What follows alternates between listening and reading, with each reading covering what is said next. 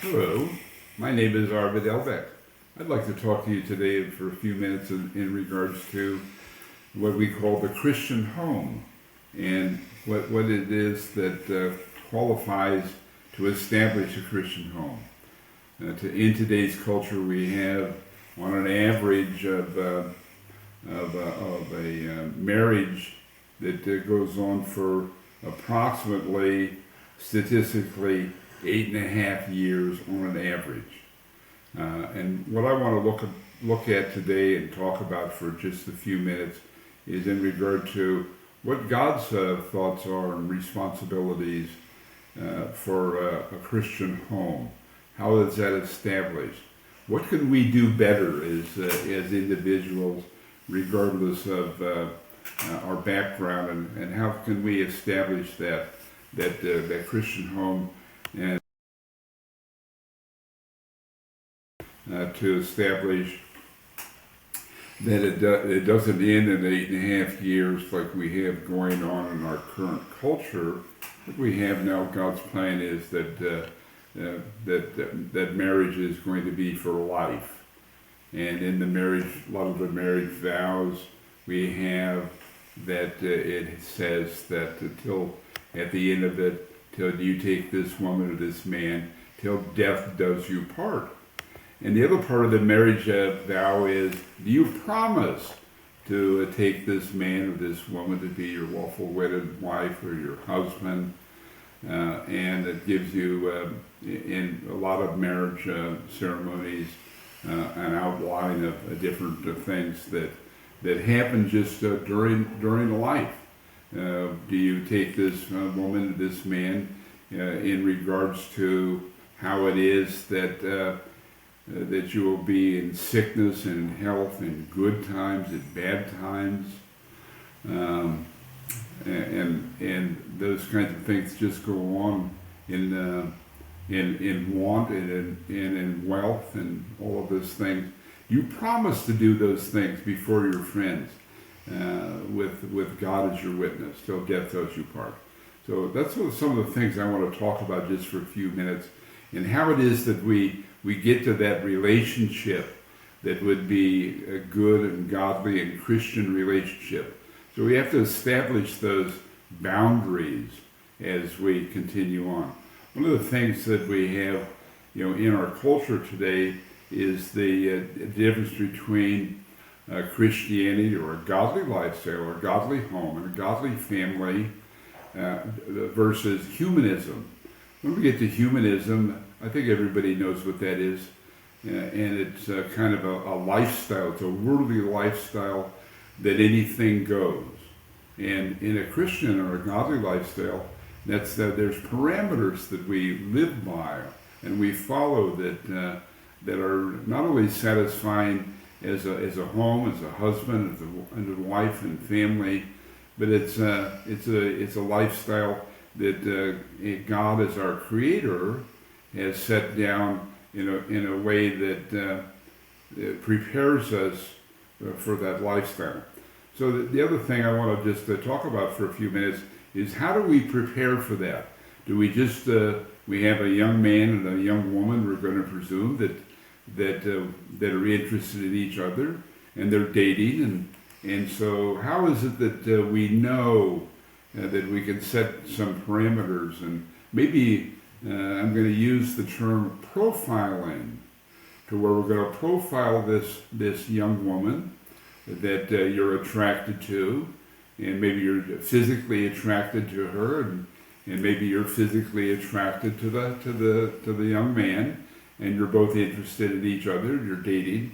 And so how is it that we can really look at those two young individuals and decide that that's something that I think that we can live with each other? One of the things I want to bring up, and I brought up a minute ago, and I used the term profiling. So we should look at, when we talk about the profiling side, is what is the background of this young woman that you're interested in? Maybe your interest in the beginning is just the physical attraction. That's perfectly normal. And so, but then we need to look a little bit more in depth into what is it that is really that you're getting interested in this woman. What is her background? What is her family like? What is her father like? What is her mother like? Did her mother live that lifestyle like we have what we're going to call it, Solomon wrote in Proverbs 31 that he identified what the perfect woman was. She was always industrious. She was always working. She was always providing for her family. She was up early in the morning, and her consideration was, not only for her husband but for her family. She was respected in the community. That's the perfect lifestyle. And so, can we look at the potential? We'll call it the potential husband. Look at this young woman that he's interested in, and go back and make sure that the lifestyle that she grew up in is a godly lifestyle, and it's solid. It's a solid foundation in that family for Christianity and a godly lifestyle that's going to exemplify their future lifestyle together. Can she be trusted? Can she be trusted if you're really interested in this young woman?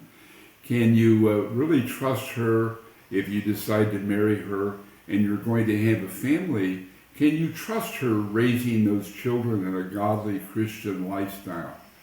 The real issue when we profile, I'm going to call it that family, you're looking at this young woman and you're excited about her, and you're going to be looking at her mother and her father, and what their teachings was, and how solid of a foundation did they bring this young girl up. And in our culture, one of the things that we have a major problem with is a defect, we'll call it, and it has to do with how many times people have been married and divorced.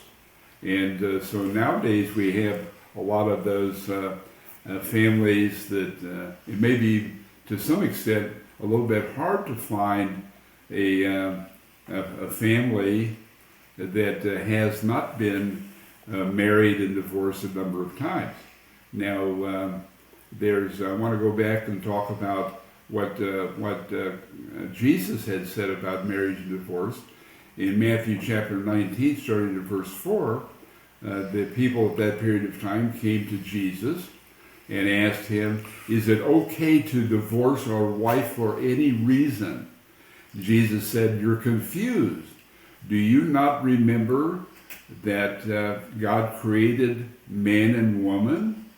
And then Jesus quoted Genesis chapter 2, 22, 24, where God had brought the woman to Adam, and Adam took that woman. He said, "Now this is bone of my bone, flesh of my flesh, bone of my bone," because God caused a deep sleep to fall on Adam, and he extracted a rib out of Adam and closed him up. And so that's where it became, she's now bone of my bone, flesh of my flesh. And then Jesus said, quoting Genesis chapter 2, "Therefore a man shall leave his father and his mother, shall cleave to his wife, and they shall be one flesh." Now with that, in Amos 3:3, the reference is, can two people walk together except they agree?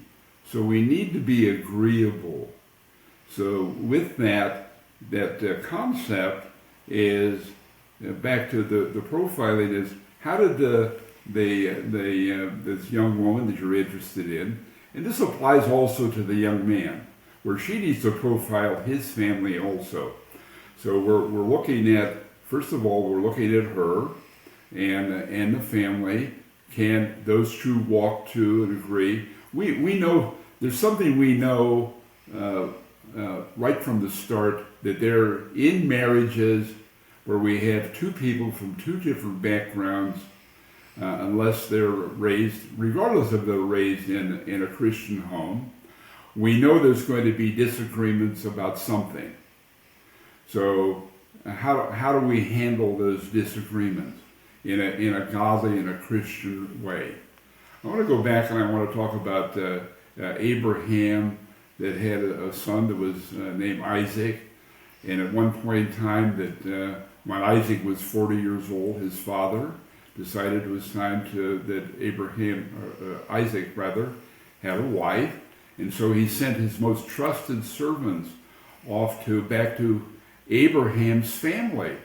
So it's not just anybody that he wanted to select a wife, and eventually he did. The servants brought a woman back from his family, but it's not any family; it's a godly family, and they were trusted. And Abraham sent his most trusted servants there because he trusted the woman that his most trusted servants were going to bring back as a wife for Isaac.